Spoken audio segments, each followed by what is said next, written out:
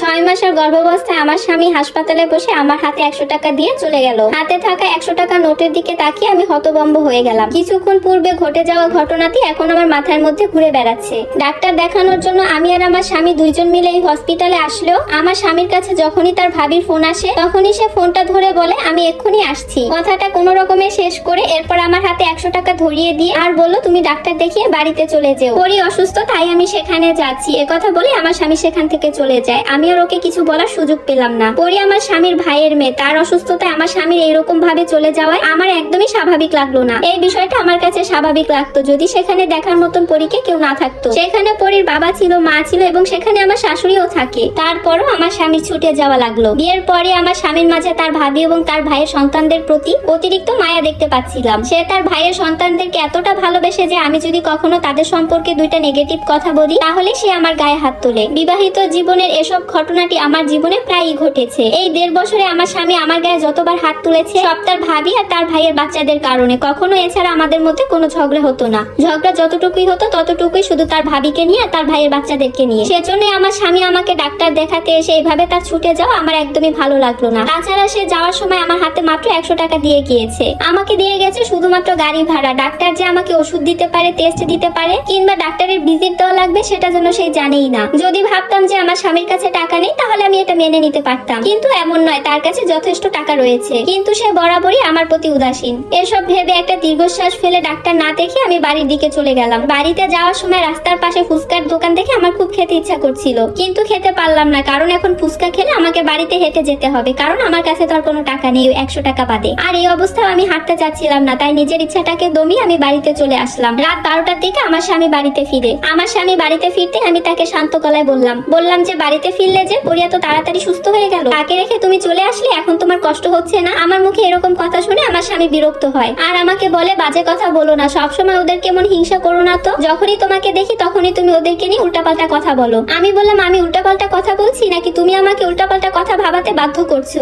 আমার এই কথা শুনে আমার স্বামী আমার দিকে রাগি চোখে তাকায়। তারপর আমাকে বলে মাঝরাতে তুমি ঝগড়া ঝামেলা সৃষ্টি করো না। এই কথা বলে সে ফ্রেশ হতে চলে যায়। আমি প্রচন্ড রকমের মনে কষ্ট নিয়ে বিছানায় বসে রইলাম। আমার স্বামী হসপিটালে আমাকে ওইভাবে রেখে যাওয়ায় আমি যতটা না কষ্ট পেয়েছিলাম তার চেয়ে বেশি কষ্ট পেয়েছি যখন আমার শাশুড়িকে আমি ফোন করে জানতে পেরেছি যে তার ভাইয়ের মেয়ের নাকি ব্লেডের সাথে সামান্য একটু হাত কেটে গিয়েছে আর সামান্য একটু রক্ত বের হয়েছে। শুধু তাই নয়, আমার শাশুড়ি আরো বললেন যে আঘাত এত সামান্য ছিল যে কয়েক ফোঁটা রক্ত শুধু ঝরেছে আর সেটা একটা কাপড়ের টুকরো দিয়ে বেঁধে দেওয়ায় চলে গিয়েছে। আর আমাকে বললো তুমি চিন্তা করো না বৌমা, এই সামান্য একটা কারণেই আমার স্বামী আমাকে হসপিটালে রেখে চলে গেল, আমাদের সন্তানদের কথাও ভাবলো না। আমার তো একটা বিপদও হতে পারতো। আমার স্বামী ফ্রেশ হয়ে বের হয়। আমি ওকে শান্ত গলায় বললাম তোমার অনাগত সন্তানের প্রতি তোমার কোনো টান রয়েছে? আমার স্বামী আমাকে ধমক দিয়ে বলল তুমি আজকাল একটু বেশি চিন্তা করছো আর তোমার এসব বাজে কথার উত্তর দেওয়ার আমি প্রয়োজন মনে করি না। আমি রেগে গিয়ে বললাম হ্যাঁ, আমার জন্য তোমার কাছে সময় থাকবে কেন? তোমার সব সময় তো তোমার ভাবির জন্য আর তোমার ভাবির আদরের সন্তানের জন্য। তোমার ভাই তো অক্ষম, তাই তো সব কাজে তোমাকেই তাদের লাগে। আমার এই কথা শুনে আমার স্বামী রেগে গিয়ে আমাকে বলে আর একটা বাজে কথা বলে খুব খারাপ হয়ে যাবে। তোমার ভাবির প্রতি কি তোমার ভাইয়ের চেয়ে তোমার বেশি টান না তার প্রতি? আমার তো মনে হয় তোমার বিয়ে করতে হবে, তাই তুমি আমাকে বাধ্য হয়ে বিয়ে করেছো। সুযোগ পেলে তো তুমি তো তোমার ভাবিকেই বিয়ে করতে। আমার এই কথা শুনে আমার স্বামী আমার গালে একটা থাপ্পড় বসিয়ে দিল। এটা নিয়ে আমাদের মাঝে কথা কাটাকাটি শুরু হতে লাগলো। এরপর আমি রেগে গিয়ে বললাম তোমার তো ওই গায়ে পড়া মহিলাকেই ভালো লাগবে, আমি তো আর গায়ে পড়া না, তাই তোমার আমাকে এখন আর ভালো লাগে না। আমার স্বামী আমাকে বলল চুপ, একদমই তুই বাজে কথা বলবি না।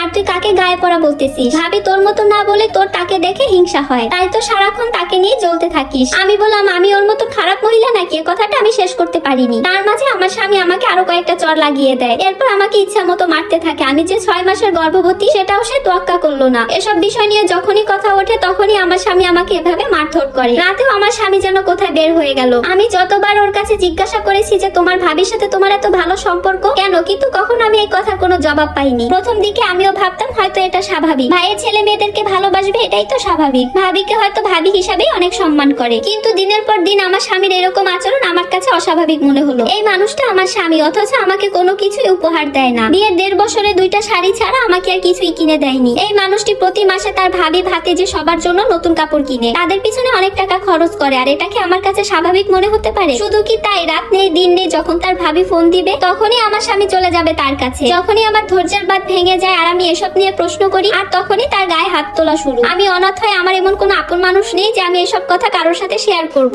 আমার শাশুড়িকে বললে সে বলতো তুমি একটু মানিয়ে নাও। বড় বোন ভাইয়ের মতন আদর যত্ন করে আর ও ওর বোনের মতন ভালোবাসে। একটা একটা সময় শাশুড়ি মা আমাকে বলে যে তুমি একটা বাচ্চা নিয়ে নাও, তাহলে সব ঠিক হয়ে যাবে। আমার শাশুড়ির কথায় আমারও মনে হলো হয়তো একটা বাচ্চা হয়ে গেলে সব ঠিক হয়ে যাবে। তখন নিজের সন্তানের প্রতি মায়া বাড়বে, আমার প্রতি যেহেতু বাড়েনি, হয়তো বা সন্তানকে দেখে সে আমাকে ভালোবাসবে, সংসারেও মন বসবে। কিন্তু কই, সেই তো একই রকম রয়ে গেছে আমার স্বামী। পুরোনো দিনের এসব কথা ভাবতেই চোখ থেকে দু ফোঁটা অশ্রু জড়িয়ে পড়লো। ভাবলাম আর সাহস করে আমার ভাসুরকে আমি সবটা জানাবো। তাই ওই রাত্রেবেলা আমি কোনো কিছু না ভেবে আমি আমার ভাসুরের কাছে চলে গেলাম। তার আগে ঘরের ভিতর থেকে কেমন একটা শব্দ আসতে শুরু করলো। আমার ভাসুর নিশ্চয়ই এই মুহূর্তে ঘুমাচ্ছে। এরপর ভাবি রুমে যেতে আমি যেটা দেখলাম সেটা আমি কখনোই দেখার জন্য প্রস্তুত ছিলাম না। এর থেকে ভালো আমি মরে যেতাম, তাহলে হয়তো এতটা কষ্ট আমাকে পেতে হতো না। তারা একই বিছানায় একই চাদরের নিচে শুয়ে দুইজন মিলে গল্প করছে, আমার স্বামী আর আমার জা। আর আমার ভাসুর বাহিরে বসে অপেক্ষা করছে। ছি, এটা আমি কি দেখলাম? তাহলে এটাই কি ছিল আমার কপালে? আমি কি আমার স্বামীকে ধরে তাকে বারবার প্রশ্ন করতে লাগলাম, কেন সে আমাকে এভাবে ঠকালো, কেন সে তার ভাবির সাথে এরকম সম্পর্কের কথা আগে বলেনি আমার কাছে, আমার জীবনটা কেন এভাবে নষ্ট করে দিলে। কথা বলা মাত্র আমার স্বামী আমাকে আবার মারধর করতে শুরু করলো। বললো যে একটা টু শব্দ করবি তো তোকে আমি এখনই জবাই দিব। তোর কোনো বাবা, তুই একজন এতিম, তোর যাওয়ারও কোনো জায়গা নেই, তুই এখানেই থাকবি, আমি যা বলবো তাই তোকে শুনতে হবে। আমি এসব ওদের নোংরামি দেখে আর থাকতে পারলাম না, নিজেকে সহ্য করতেও পারলাম না। নিজের স্বামীকে অন্য একটা মেয়ের সাথে এভাবে দেখবো, এটা আমি কিছুতেই মেনে নিতে পারছি না। এরপর আমি বাসা থেকে বের হয়ে গেলাম। এরপর আমি বের হয়ে আমার এক চাচাতো ভাবির বাসায় গিয়ে উঠলাম। তাকে আমি সবকিছুই খুলে বললাম। সে বলে এমন নোংরা স্বামীর সাথে আর তোর থাকার কোনো দরকার নেই। এরপর আমার ডেলিভারির সময়ও চলে আসে। আমি ফুটফুটে একটা ছেলে সন্তানের জন্ম দিই। এভাবেই দেখতে দেখতে 2 বছর কেটে যায়। আমি নিজে সেলাই মেশিনের কাজ জানি। দোকানে গিয়ে গিয়ে কাপড় নিয়ে আসতাম, তারপর আমি বাসায় বসে সেলাই করে সেগুলো আবার দোকানে দিয়ে আসতাম। এভাবেই আমি আমার ছেলেকে নিয়ে আমার দিনগুলো কাটাচ্ছিলাম।